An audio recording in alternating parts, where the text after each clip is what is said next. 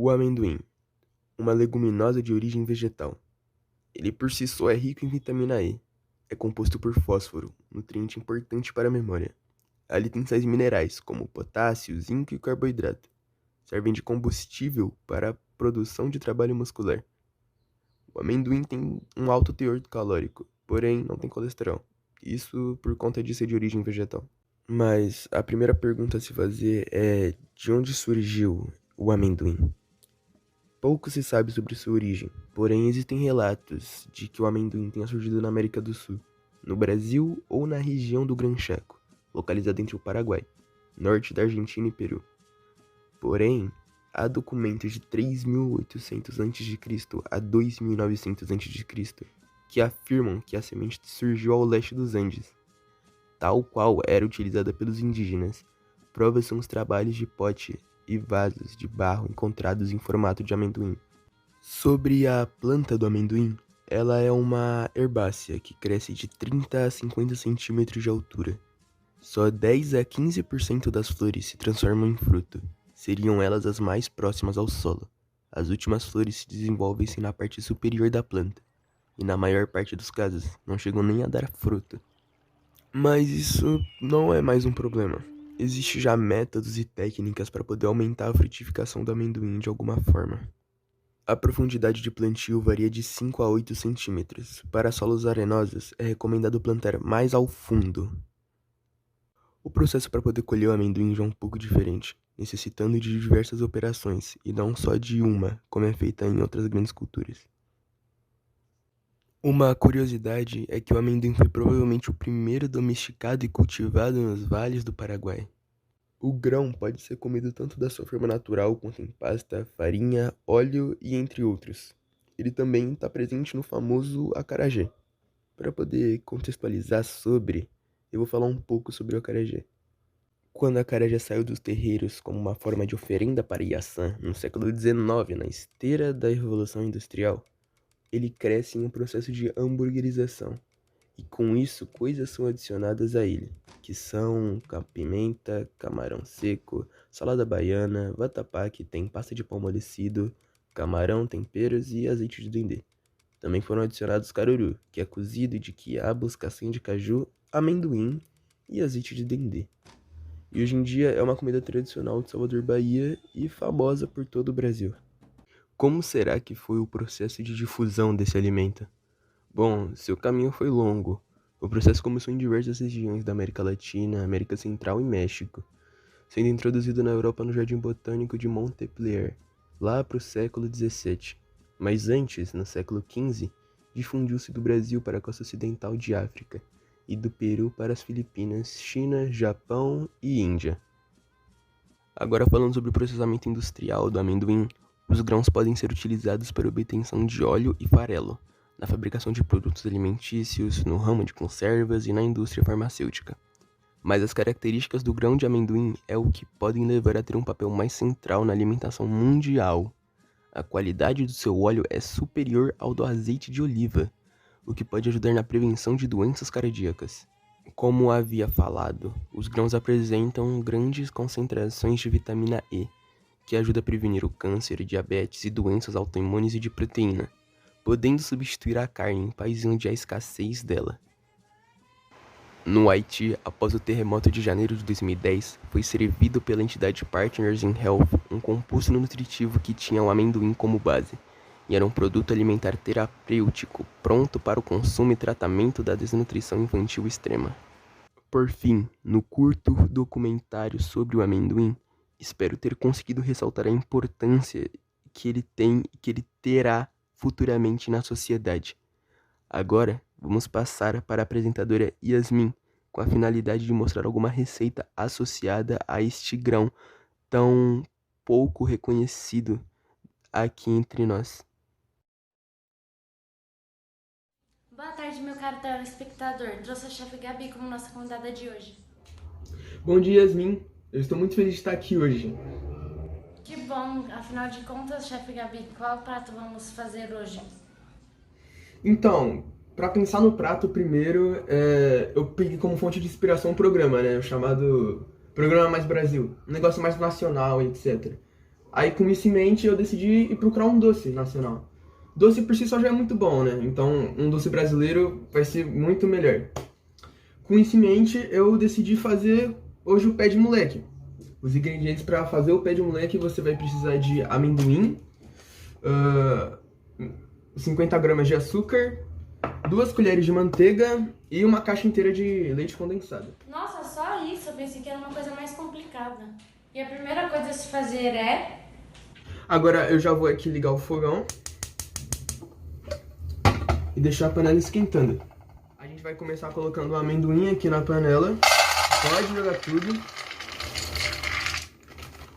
Depois de jogar com uma colher de mexidinha para poder espalhar o amendoim. E agora você pode jogar o açúcar. Eu peguei aqui num potinho, coloquei tudo aqui dentro e agora eu só vou despejar.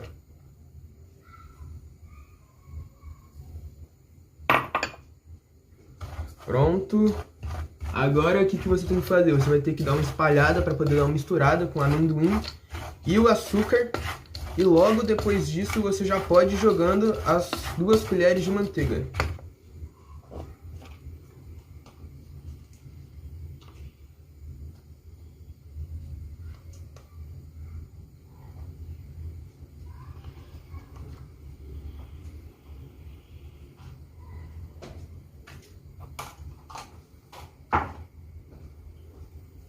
Agora o que você tem que fazer é ficar mexendo até o açúcar dar uma caramelizada, que pra quem não sabe é quando ele começar a derreter e ele se transformar em caramelo, né?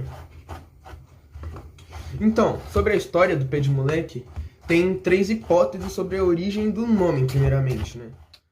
A primeira, que é mais conhecida entre o povo e que o pessoal mais gosta também, é que tinha algumas quituteiras vendendo uma iguaria de rapadura com amendoim. E nessa daí, alguns meninos, uns moleques mesmo, chegaram na loja das quituteiras e pegaram os amendoins e saíram correndo depois disso. As quituteiras saíram gritando, pé de moleque, pé de moleque. E foi daí que surgiu, né? Esse nome tão famoso que tá preso na boca de todo brasileiro. Aí a gente vai pra segunda hipótese, né? Que é porque o doce ele parecia os pés dos meninos daquela época, que eles andavam descalços, eles andavam nos paralelepípedos, etc. O pé ficava bastante machucado e bastante rígido também. Nossa! Para poder ajudar no orçamento familiar, uma mulher chamada Matilde Cunha Torino, se eu não me engano, começou a vender doces na janela de casa. Aí a filha dela, que se chama Alcea, resolveu ajudar a mãe dela, né? Fazendo um doce de amendoim com rapadura, para poder oferecer no trem, porque nessa cidade tinha uma estação. Nisso, quando o trem parava naquela estação, ela sempre entrava no trem para poder vender. Quando ela não conseguia entrar, ela ficava de janela em janela perguntando se as pessoas queriam doce. E agora, hoje em dia, uma mulher chamada Sônia Guedes Torino, que é descendente delas, está comandando a fábrica. Bom, agora continuando, o nosso pé de moleque, quando começar a formar uma calda, você vai ter que colocar o leite condensado. A gente não chegou nesse nível aqui, então a gente vai continuar mexendo. Pronto, agora já dá pra sentir o gostinho do caramelo. Então a gente vai jogar agora o leite condensado. Você joga uma caixa inteira em cima dessa mistura que você fez de amendoim com açúcar e a manteiga. Joga atenção que você jogou tudo, não deixa restar nada.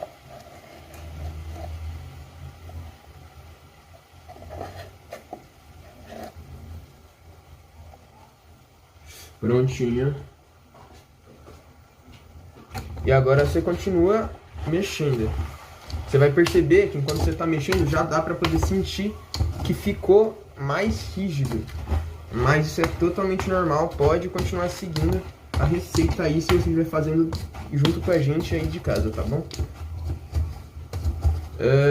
E o que mais me impressiona nisso tudo é que uma comida tão boa dessas, um alimento tão bom desses que é o amendoim, ele não é muito tão conhecido, ele não é muito famoso, até nos dias de hoje. Se eu não me engano, o amendoim, ele tem muita vitamina E e outras diversas coisas importantes para o nosso corpo. O tratamento para desnutrição infantil, por exemplo, a gente usa o amendoim para poder tratar as pessoas que estão, infelizmente, nesse caso, né? Para você poder ter uma ideia, em países com escassez de carne, o amendoim pode sim substituí-los. Eles têm os nutrientes suficientes para poder substituir a carne na ausência dela. Ai, mas será que tá pronto já? Eu vou deixar esse daqui esfriando agora. Calma aí. E agora, foi assim que ficou. A forma que eu tinha era essa. Esse daqui ficou o pé de moleque. Uma coisa que eu acho boa para quem tá em casa é, depois que esfriar, você cortar em pedacinhos em formato de retângulo. Vou pegar uma faca aqui para poder ajudar. Enfim, tá aqui o nosso pé de moleque. Eu já coloquei ele num pratinho. E agora tá na hora boa, né? Acho que eu vou comer com a mão mesmo, né? O jeito tradicional de comer o pé de moleque.